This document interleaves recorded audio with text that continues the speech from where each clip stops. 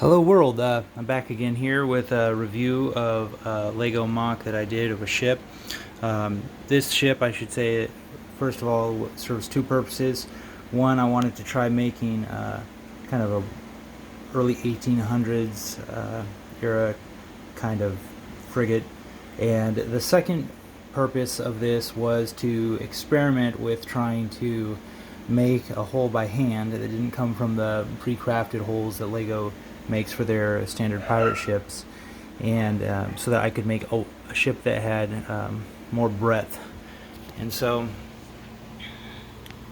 I've got the Skull's Eye schooner sitting there next to it just for comparison. And it turns out, I will say, that trying to make a hull that does not look like total garbage is, well, at least for me, it was a challenge. And I'm not totally in love with the final result, but it was interesting and I guess good enough for now. So that's where I'm at. But I'm going to definitely try it again with something else at some point. But I've just got these here side by side for comparison. You can see that the ship that I've made is significantly wider across than the Skull's Eye schooner, which being one of my favorite Lego ships of all time had to be the comparison. So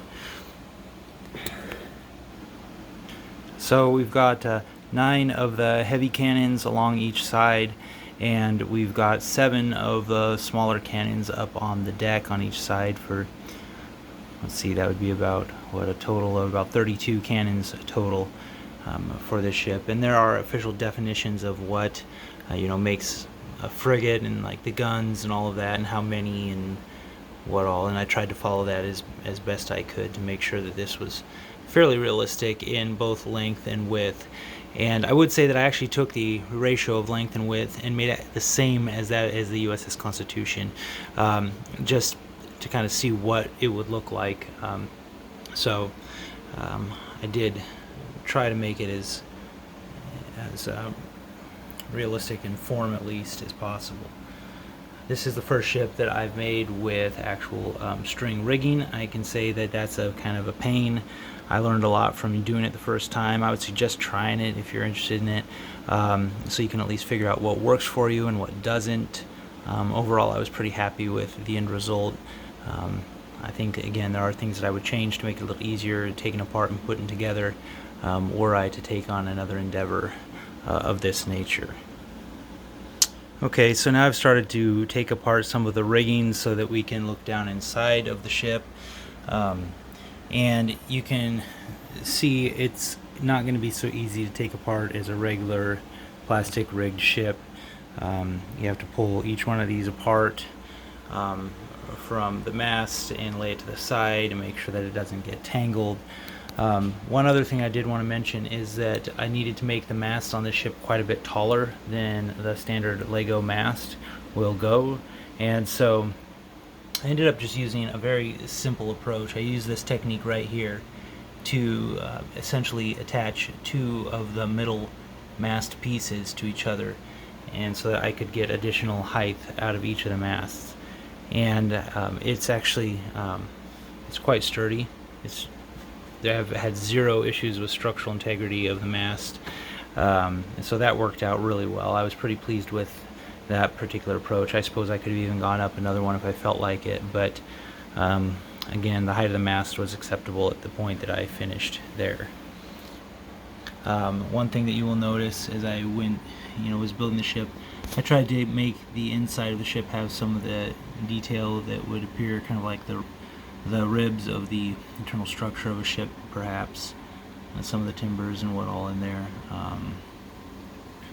So that was probably the most fun that I had with the ship, was the internal portions of it.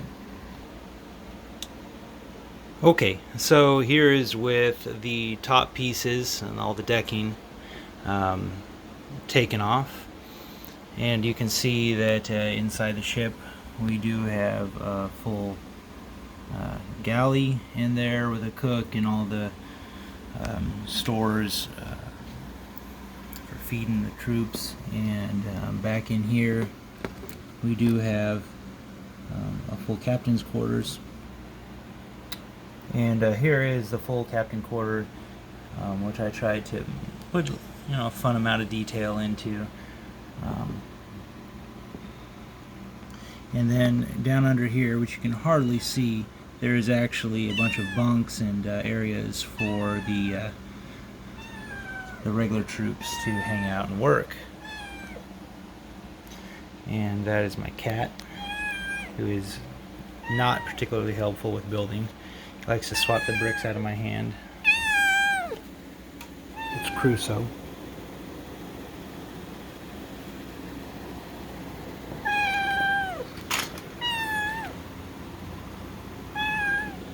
Anyways, okay. And I get distracted easily. That's probably why my projects take so long. Anyways, so I hope you enjoyed this review, and questions, comments, thoughts, give a holler. I'd love to hear what you have to think. All right, take care. Bye-bye.